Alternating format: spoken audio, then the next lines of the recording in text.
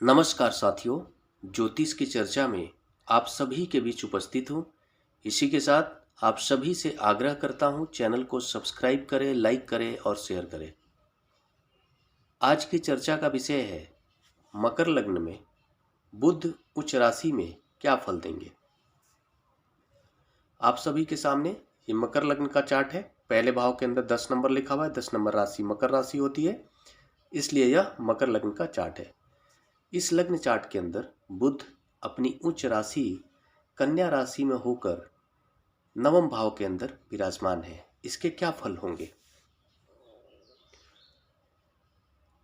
आप सभी को पता है, मैंने पहले भी चर्चा में बताया है कि जब भी कोई ग्रह उच्च राशि में होकर जिस घर में बैठता है उस घर से संबंधित क्षेत्रों में प्रबलता देने का काम करता है।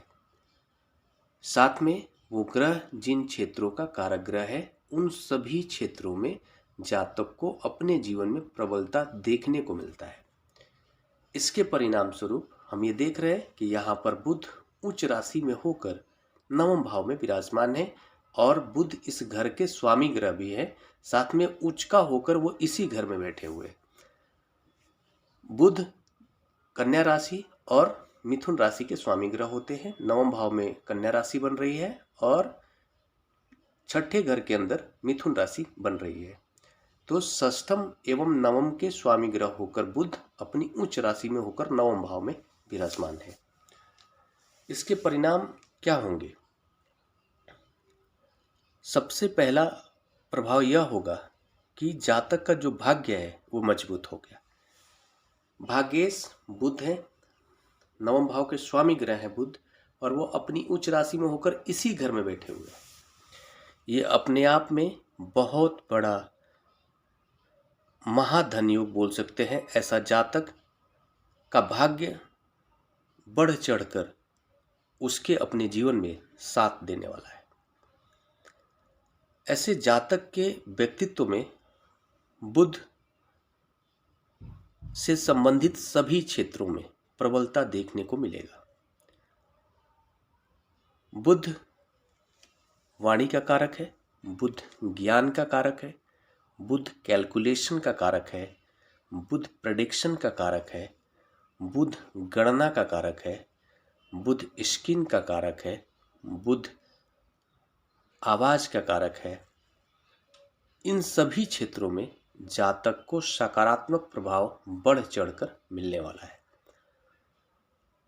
ऐसी स्थिति में जातक का जो वाणी होता है बहुत ही मोहक हो जाती है। उसमें एक विशेष लेवल का आकर्षण होता है और उसमें विशेष लेवल के तर्क करने की क्षमता भी आती है। बुध जब उच्च का होकर बैठता है तो जातक के अंदर विशेष लेवल का तर्क करने की क्षमता आ जाती है और वो अपने किसी भी बात को बहुत ही स्ट्रांग तरीके से रखने में सक्षम होता है।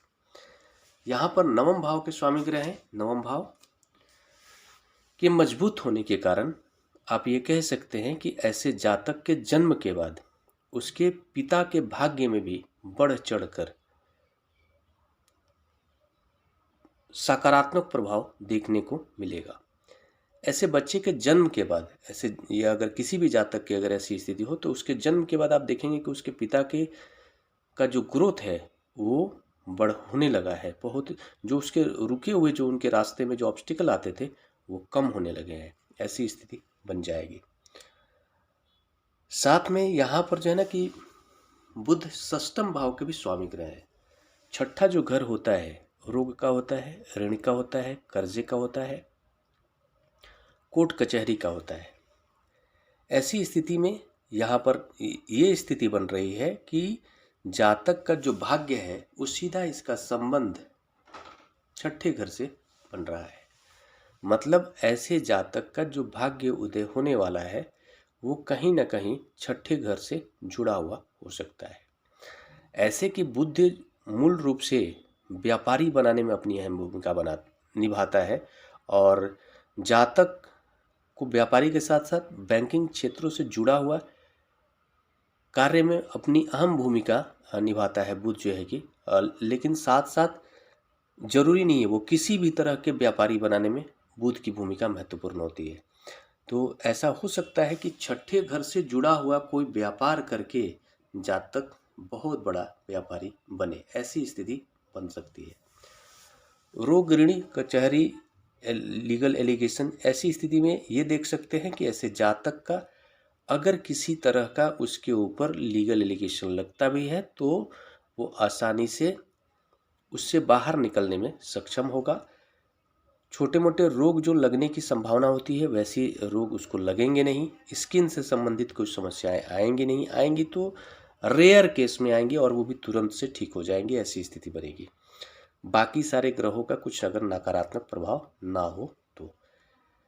कर्जे की स्थिति की अगर बात करी जाए तो ऐसी स्थिति में जातक जो है कि रेयरली ऐसी स्थिति होगी कि उसको कर्जा लेना पड़े, या फिर कर्जा लेने के बाद अगर वो किसी बिजनेस से संबंधित कार्यों से के कारण अगर वो कर्ज लेता भी है बड़े लेवल पे तो वो कर्ज को चुकाने में सक्षम होगा।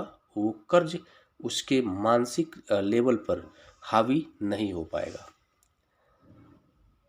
ये जो स्थितियां बताई जा रही हैं पर्टिकुलर बुध के प्लेसमेंट के अकॉर्डिंग बताया जा रहा है। इसमें थोड़ी बहुत नकारात्मक चीज़ें तब हो सकती हैं जब बाकी सारे 8 ग्रहों की भूमिका अगर कुछ विशेष लेवल पर नकारात्मक हो जाती है। वैसी स्थिति में ऐसे अमूमन देखा जाए तो ऐसे जातक का भाग्य बहुत ही मजबूत है और रहने वाला है और उसको अपने जीवन में बढ़ चढ़कर अपने भाग्य से सपोर्ट मिलने वाला है। ऐसी स्थिति में ये भी कह सकते हैं कि ऐसा जातक अगर बुध के क्षेत्रों से जुड़कर कोई कार्य करे तो उसको बहुत ही बड़ी सफलता मिलने की उम्मीद है और मिलेगा उसको, आप ये बोल सकते हैं।